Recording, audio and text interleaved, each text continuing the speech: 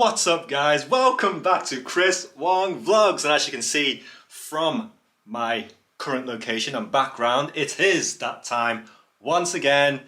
Start of a new contract and I will be joining my next cruise ship. So for those of you who have been watching me over the course of this year, when I was on Icon of the Seas, I did make a little sneak peek of a video hinting that I was going to be joining Utopia of the Seas at some point this year. Well, the time is now. Tomorrow, well, today is actually, at the time I'm recording, it's September 1st, and I will be flying out to join Utopia of the Seas in Orlando.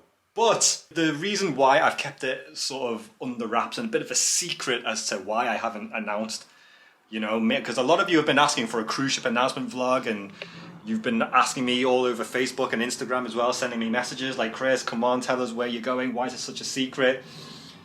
Okay, so let me just give you the full breakdown as to what my current assignment is going to be. I am going to be joining Utopia of the Seas, but just for 1 week. All right, so a lot of you are probably thinking right now, Chris, why are you only joining Utopia of the Seas for 1 week? I think a lot of you were under the impression that maybe I'm just going on as a passenger to do some, you know, social media stuff, maybe make some videos. I'm actually going there to help out with a Hard Rock casino event that's going to be happening on the week I'm going to be on the ship, and that's the reason why I'm going to Utopia of the Seas. So this is actually not my main ship for this assignment. I'm just going out there for the sole purpose of helping out for this casino event. For those of you who have been watching me over the course of this year, you will know that Hard Rock did recently partner up with Royal Caribbean, and a big part of that partnership is a huge emphasis on the casino side of operations, and I'm very much looking forward to doing my second Hard Rock event now. I did my first one on Icon of the Seas earlier this year. It's going to be good to see this group again, and I'm very much looking forward to seeing, and they are already expecting me, the casino host team, on Utopia. Of course, I messaged them all, telling them that I was coming on. They're all very excited to, you know, see me, and I'm going to get to work with the guys on Utopia for 1 week. And immediately after my 7 days on Utopia, I will then be transferring to Quantum of the Seas for the duration, or the start really, of my actual cruise ship contract, which this is actually unbelievable as to what I'm doing. So I'm going to meet Quantum in Alaska, catch the last 2 weeks of the season, do the crossing over to Asia, which is 10 days at sea, if I've worked that out correctly, over to Japan. We're going to do 3 weeks cruising around all of these Asian ports, which I cannot wait for. This is going to be brand new content and destinations for me. Check out this itinerary. 5 ports in Japan in total, including Tokyo.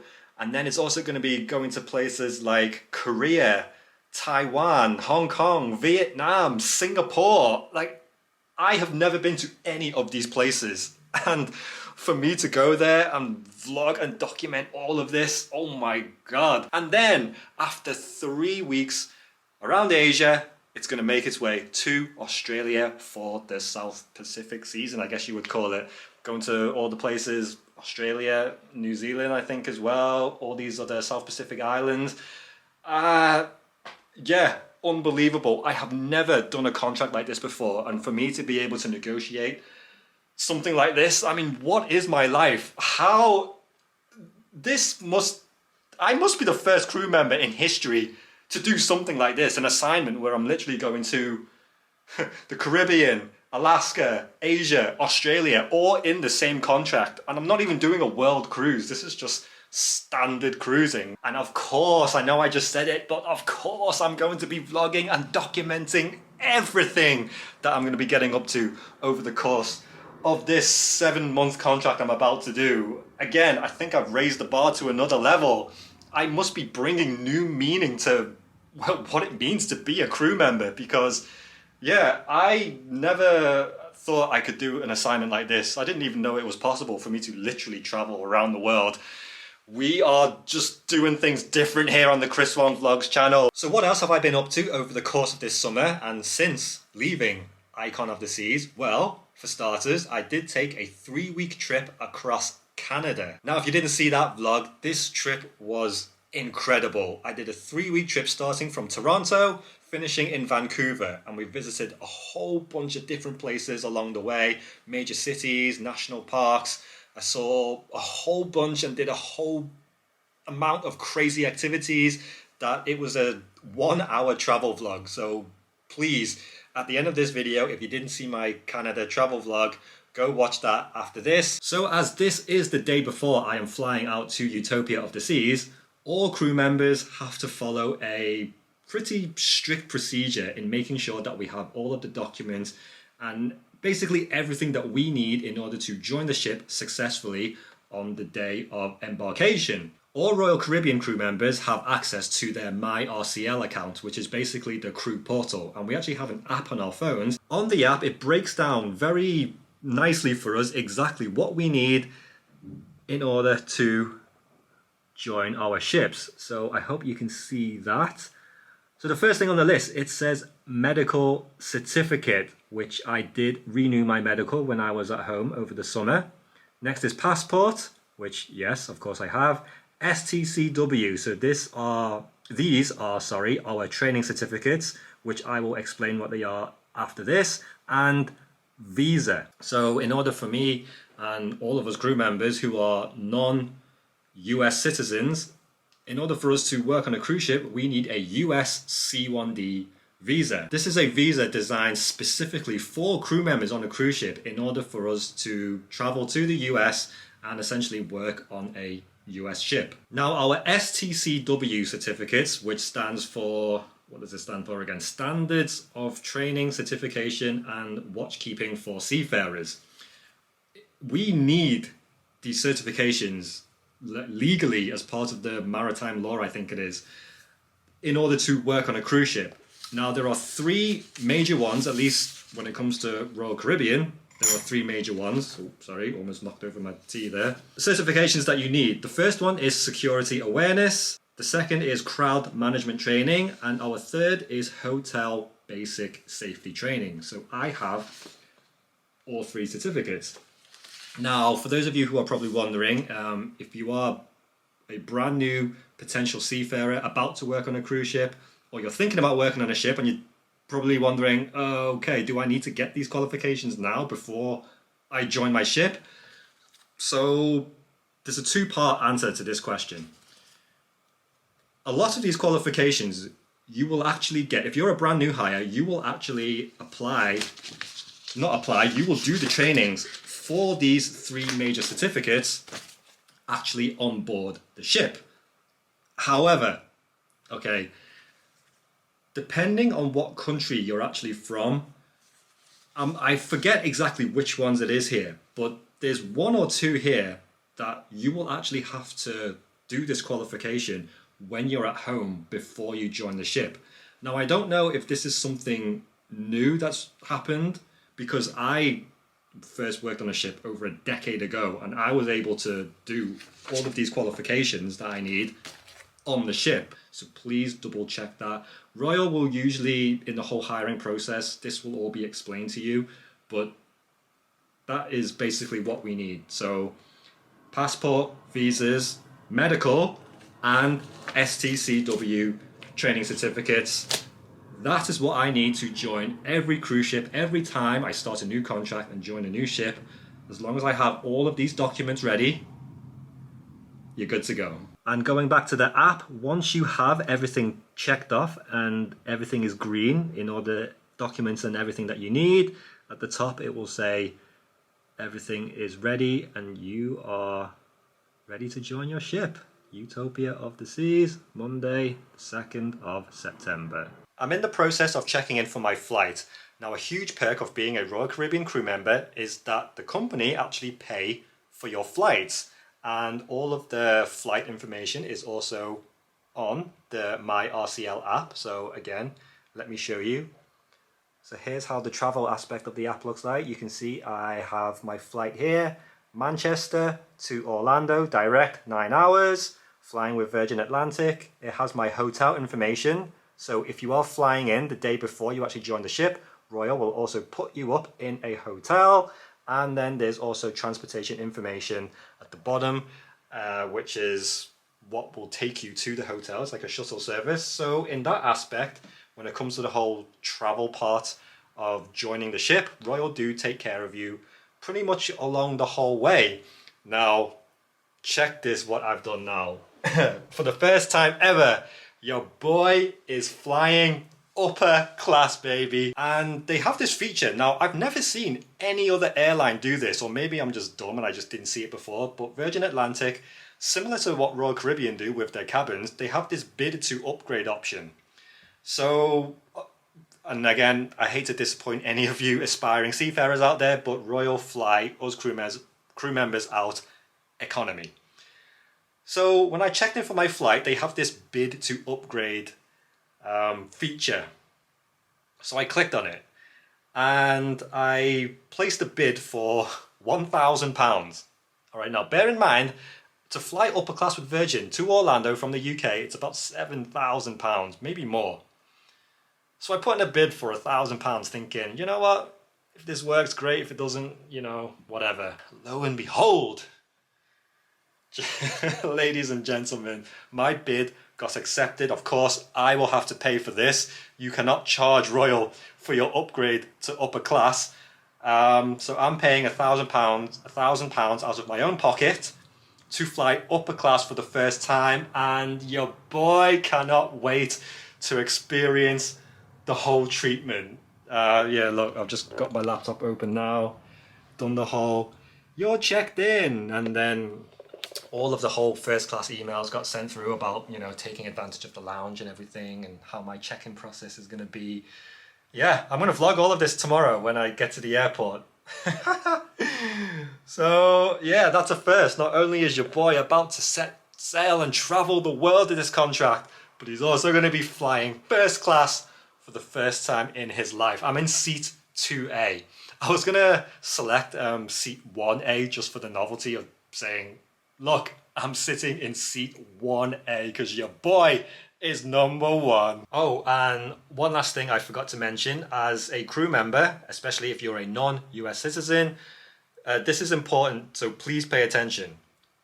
When you get hired to work on board a Royal Caribbean cruise ship, you are then given what's called an LOE, which stands for Letter of Employment. Now, when you fly to the US and you go through the, the customs, homeland security, whatever you want to call it, the agent there, when you tell them, oh yeah, I'm flying into America, when they ask you, why are you flying into the US? And you're going to tell them, oh, I'm joining a cruise ship because I'm a crew member, they will ask for a physical copy of your letter of employment. So it's available on the app, but it's not good enough just to show them the letter of employment on your phone. You have to print it out and give them the piece of paper because they stamp everything and they need it for themselves. So please bear that in mind if you are a brand new crew member joining. Print your letter of employment, even if your ship is not flying into the US, because some other countries I've flown into, they haven't really asked for my letter of employment, but in America, they 100% do. Look at that, baby, Group 1, for the first time in my life at seat 2A. Your boy is moving up in the world. Oh, very good morning, everybody. So I've just arrived nice and early at Manchester Terminal 2. I've arrived at the Virgin Atlantic check-in and bag drop. I thought I was going to walk in and walk past all the people and I could skip the line and go straight to the upper class line, but as you can see, it's a very quiet morning today. There's like no line at all. So Virgin Atlantic Sky Priority, upper class, oh yeah. The check-in process for upper class is exactly the same as all the other classes. You just go to the upper class desk instead of economy or premium economy. So far the experience is exactly the same. The only difference is my boarding pass does say priority written on it, which is quite cool, and this will give me access to the lounge, which, you know, I'm here 3 hours before my flight. Okay, I found it.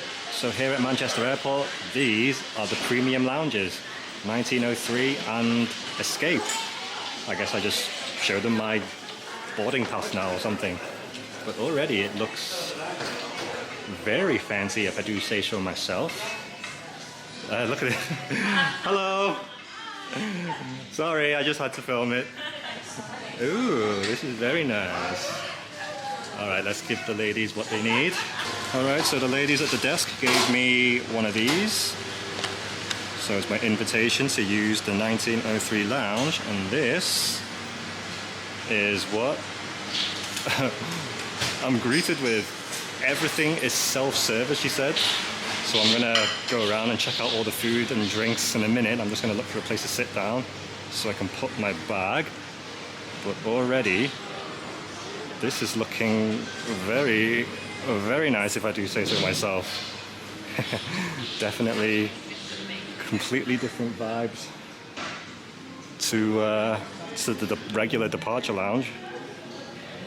Not the best weather in the UK today, but you do have incredible panoramic views of the runway.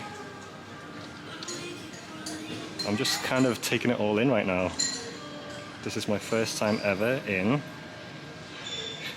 a premium lounge at an airport. So, of course, quite naturally, the first thing I want to get is breakfast. So they do have a breakfast buffet all along here.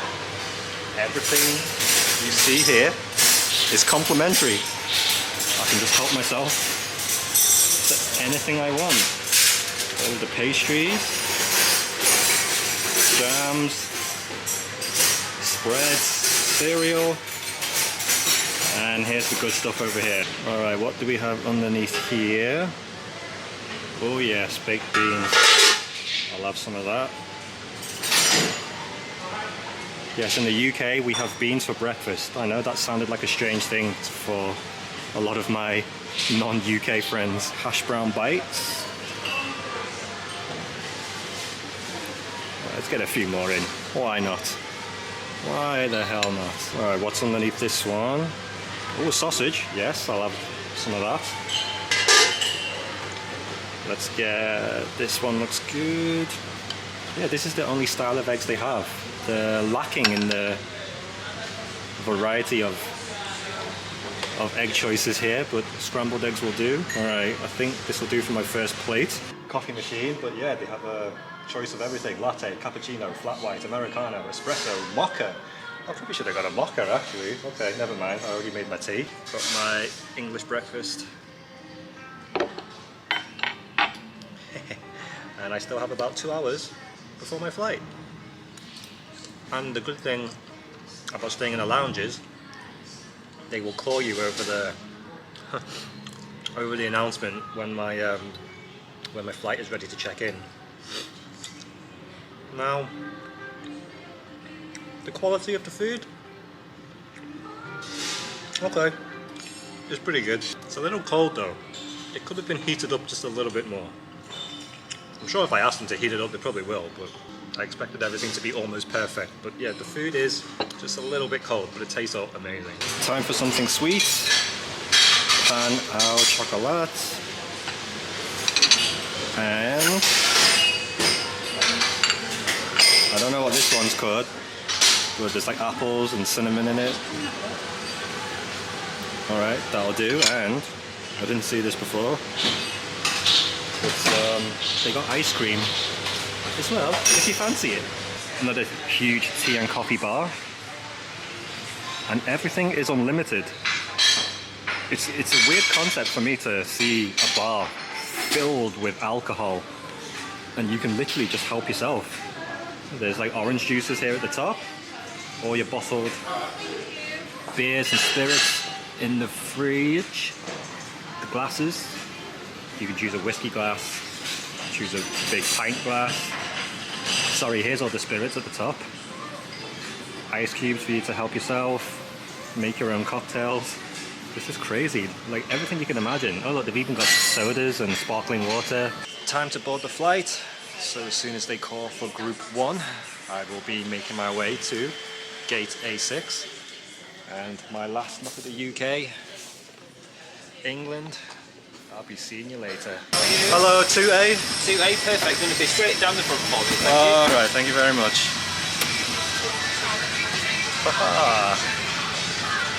Gotta go all the way to the front. Immediately, you get offered drink service. We would also like to welcome our Virgin Atlantic holiday. Please take the seat shown on your boarding pass as quickly as possible and have your seatbelt open as the aircraft is Some day cream. refueled. More day cream. Toothpaste. More cream. To help you stay connected, our Wi-Fi network will be available after takeoff. Socks. Taking photos and videos is allowed today. You must get consent from other customers and before earplugs. Well, ladies and gentlemen, girls and boys, we're just about to start our safety information video. Please, can I ask you to extend your movable TV rest Appreciate it. so you can watch the video? Thank you. And we'd like you to give it your full attention. It's really important that you watch and understand it because together we're all responsible for safety on this flight. It helps explain the safety equipment and procedures of this particular aircraft and gives you an idea of what to do in an emergency. If you have any questions afterwards... Hello. So the menu is quite cool. You get this whole bunch of selections. Welcome to upper class. And then here's my food options for today. I've gone for some chicken dish, which is coming out shortly. And then there's a whole bunch of other things you can order, drinks, extra bites. Alright, so we're about 1 hour into the flight. I've got myself a coffee.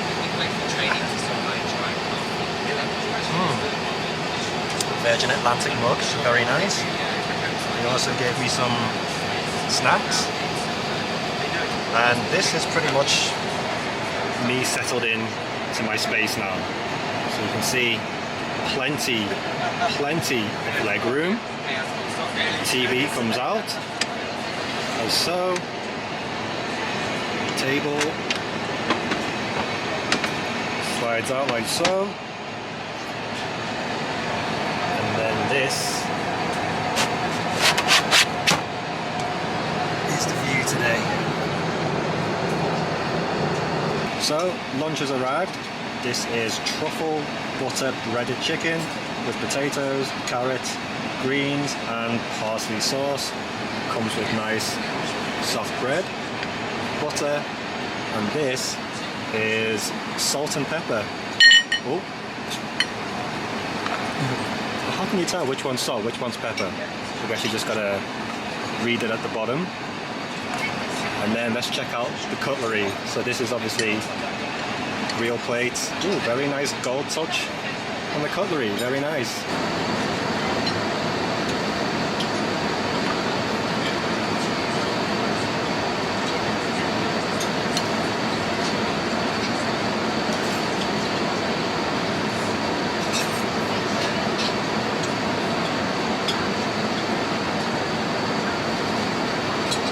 Snack time. Got peach tartare with cream. Actually smells delicious.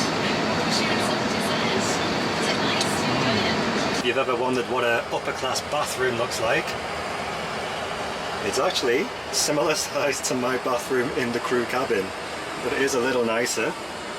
You have a window, so you can have a little look outside as you're using the toilet. Bathroom's the same, but though there's a full-length mirror and these cool spotlights around the mirror on the sink. Alright, so before I eat my ice cream, the cabin manager was just telling me that these menus here in the fruit bowl are actually it's like special alcoholic drinks that aren't on the menu that they gave me when I was sat down. So there's like special beers and cocktails in there. So it's kind of like, oh, they put the lights on for me now. That's better. Look at this. So here's me, my ice cream, my orange juice, my fruit, and then if I want some extra fancy cocktails or beers or anything, I've got all the menus here. All right. Very, very cool. The mood lighting is much nicer now. How cool is this? So we started here. We're about 3 hours into the journey. And we are making our way to... Oh, I went a bit too far. There we go. Florida. Does it zoom in as well? Oh my goodness. It's like Google Earth here. That's so cool. Ah, back to Florida again.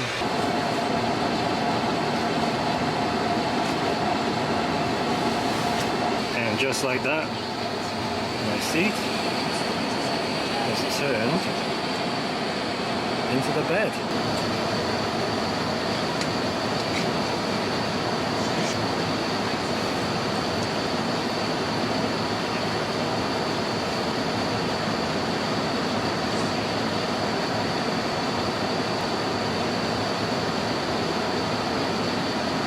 Okay, so I'll be very honest, this is amazing. Look at this, I'll just get to lie back. I've still got about a few hours to go. I can still comfortably watch my movie. I'm watching Bad Boys, great film. Look at all of this leg room. So there's my feet. The entertainment system is excellent. Lots of movies to choose from, but I'm just going to sleep now, I think, for as much as I can, until it's time to eat again. I still think there's one more meal included in the flight before we land. So as for now, let me try and get some sleep and just relax. Time to eat again. Sandwiches and crisps. And I've also got scones and cakes. And of course, another cup of coffee.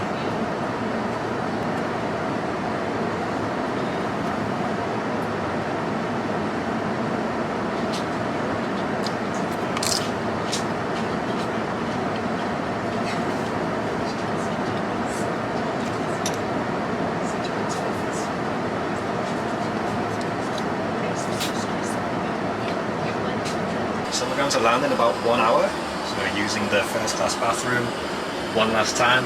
Fancy soaps, nice wash area, and yeah, 1 hour left of my upper class experience. And just like that, once again, Chris Wong is back in America. It just feels normal for me now to be in the US because I'm here that much. But here we are, the scenes of Orlando International Airport. Got the World of Disney store right behind me.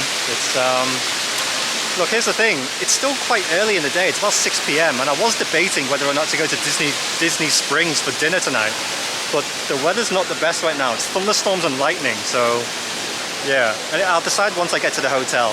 So speaking of hotel, normally when crew members arrive into the airport, there's like a 50-50 chance you might see someone here with a Royal Caribbean sign, and they will be taking you to a shuttle that will take you to the hotel airport. Not the hotel airport, to the airport where all the crew members stay. But yeah, like I said, it's a bit 50-50. Sometimes you arrive and then there's Royal Caribbean people here, and then sometimes you arrive and there isn't, and you just make your own way to the hotel. I have not seen any Royal Caribbean people here since I've arrived, so I will probably just get an Uber. Oh, I wish I had time to go to Disney World. Oh, I would love nothing more to be at Magic Kingdom right now. Okay.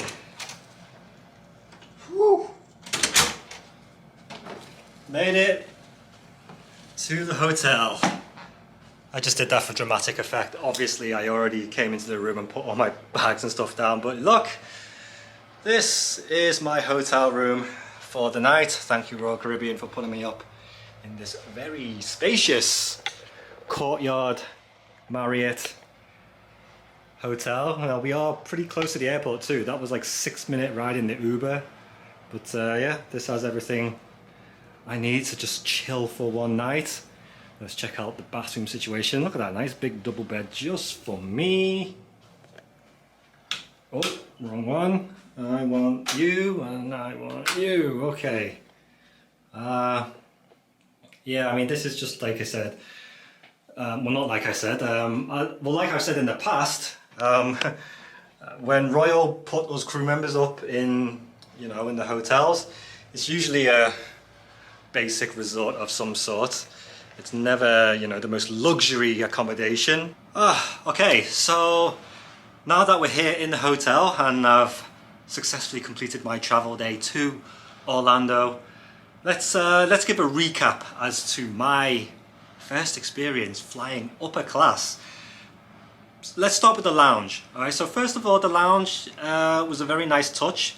It definitely makes things a little more convenient in terms of just being able to find a nice chill out area. You can put your bags and your coat down and whatever, and you know it's not going to be, you know, accidentally taken or anything like that.